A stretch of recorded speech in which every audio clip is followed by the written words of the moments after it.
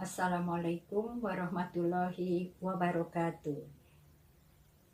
Pagi ini kita belajar PKN kembali. Topiknya adalah bab 1, sub 2, kasus-kasus pelanggaran hak dan pengingkaran kewajiban warga negara. Alangkah baiknya kita lihat dulu peta konsep materi apa saja yang akan kita pelajari kali ini.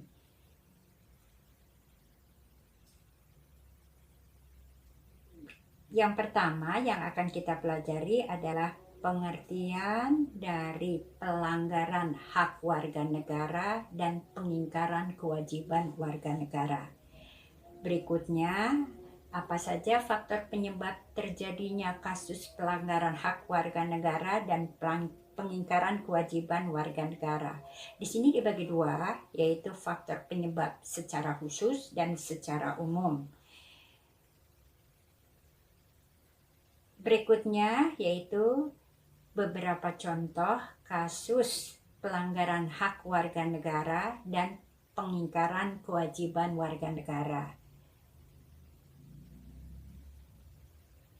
Sekarang kita bahas mengenai pengertian apa yang dimaksud dengan pelanggaran hak warga negara dan apa yang dimaksud dengan pengingkaran kewajiban warga negara.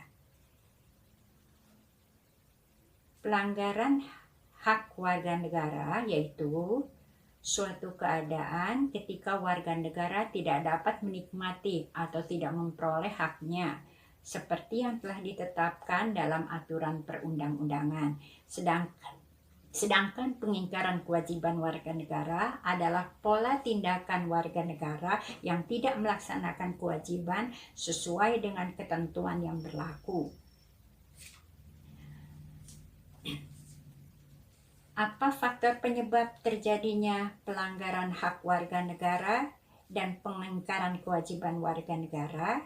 Bisa dibagi menjadi dua, yaitu secara khusus dan secara umum.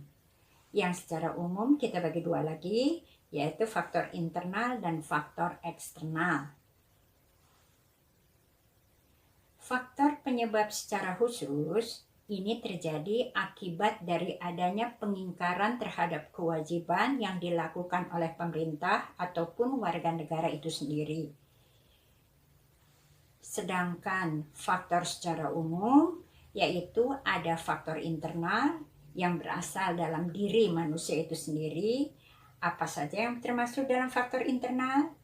Yaitu ada sikap egois, ialah sikap yang mementingkan diri sendiri. Sikap ini menyebabkan seseorang selalu menuntut haknya, sementara kewajibannya sering dia abaikan atau dia lupakan, tidak dikerjakan. Yang kedua, rendahnya kesadaran berbangsa dan bernegara.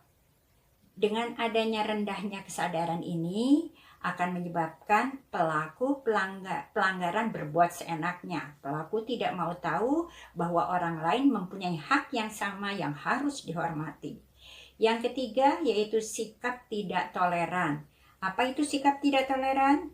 Itu sikap yang akan menyebabkan munculnya saling tidak menghargai dan tidak menghormati atas kedudukan atau keberadaan orang lain. Sikap ini akan mendorong orang melakukan pelanggaran terhadap hak orang lain. Berikutnya adalah faktor eksternal, yaitu faktor yang berasal dari luar manusia yang mendorong manusia melakukan hal tersebut. Di antaranya adalah penyalahgunaan kekuasaan. Penyalahguna kekuasaan bisa dilakukan oleh pemerintah ataupun non-pemerintah yang berpotensi disalahgunakan.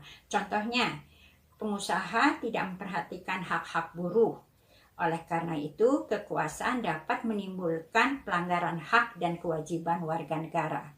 Berikutnya adalah ketidaktegasan aparat hukum. Aparat penegak hukum yang tidak bertindak tegas terhadap pelanggar hukum akan menyebabkan timbulnya kasus-kasus baru. Hal ini menyebabkan pelaku pelanggaran cenderung melakukan perbuatannya karena tidak mendapatkan sanksi yang tegas yang membuat ia jera.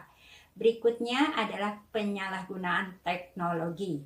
Berkembangnya teknologi tanpa dibarengi kesadaran akan hukum akan menyebabkan berbagai pelanggaran. Pelanggaran dan pengingkaran hak warga negara, dimulai dari kasus penculikan, penipuan, pengerusakan lingkungan, dan sebagainya. Sekarang, untuk lebih jelasnya kita lihat contoh-contoh kasusnya.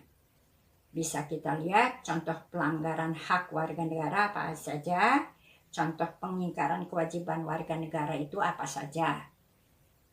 Kasus pelanggaran hak warga negara, di antaranya yaitu masih banyaknya penegakan hukum yang tidak adil. Apa saja contoh kasusnya?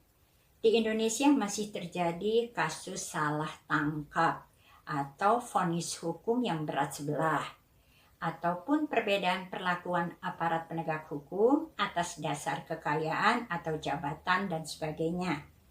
Jadi adanya kasus ini mencerminkan bahwa penerapan Undang-Undang Dasar Pasal 27 Ayat 2 masih belum terlaksana dengan baik.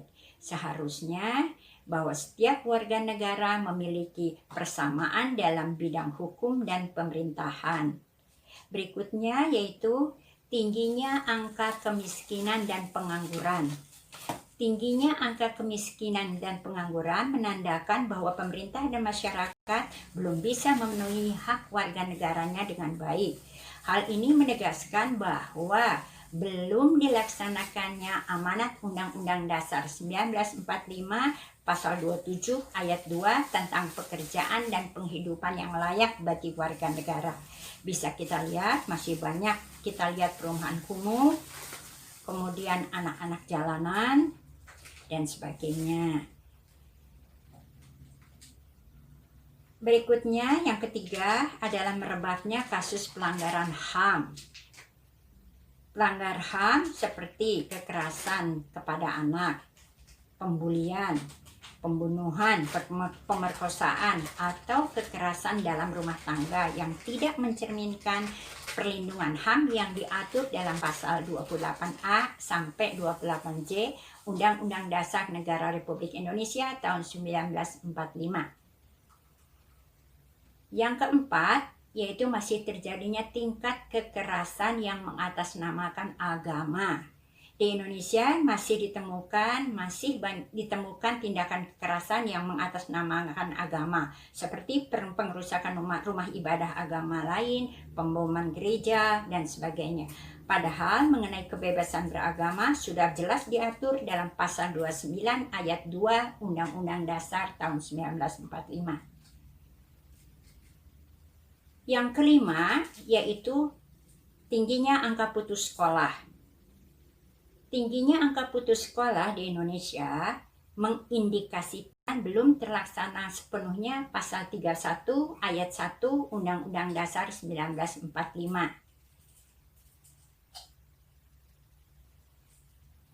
Yang keenam yaitu adanya pelanggaran hak cipta seperti plagiat, pembajakan DVD, dan sebagainya. Ini adalah tindakan pelanggaran terhadap hak dan kewajiban warga negara. Berikutnya adalah contoh kasus pengingkaran kewajiban warga negara. Apa perbedaannya dengan pelanggaran hak warga negara? Pengingkaran kewajiban warga negara ini lebih menekankan pada fenomena dan tindakan warga negara yang melanggar kewajibannya sendiri sebagai warga negara, yang mana pada sikap tersebut dapat mencederakan hak warga negara lain. Apa saja contoh-contoh kasus pengingkaran kewajiban warga negara? Di antaranya yaitu kita bisa lihat dalam kehidupan sehari-hari masih banyak orang yang buang sampah sembarangan ke sungai, sehingga menyebabkan terjadinya banjir di mana-mana. Yang kedua yaitu pelanggaran aturan lalu lintas. Sudah jelas padahal ada undang-undang tentang lalu lintas, namun masih tetap dilanggar oleh warga negara. Yang ketiga, merusak fasilitas negara, yaitu terutama fasilitas umum yang biasa digunakan oleh warga negara. Yang keempat, tidak membayar pajak kepada negara, baik itu pajak bumi bangunan atau PBB, pajak kendaraan bermotor, pajak penghasilan, dan sebagainya. Yang kelima, tidak berpartisipasi dalam usaha pertahanan dan keamanan negara. Contohnya misalnya di lingkungan masyarakat sudah dibuatkan jadwal ronda atau siskamling, namun tidak dilaksanakan. Ini adalah materi yang tentang pelanggaran kasus-kasus di Indonesia. Nanti tugas Anda adalah mencatat hal yang dianggap penting, ditambah dengan ketikan yang akan Ibu sertakan, dihafalkan, dan dipersiapkan untuk ulangan berikutnya. Wassalamualaikum warahmatullahi wabarakatuh.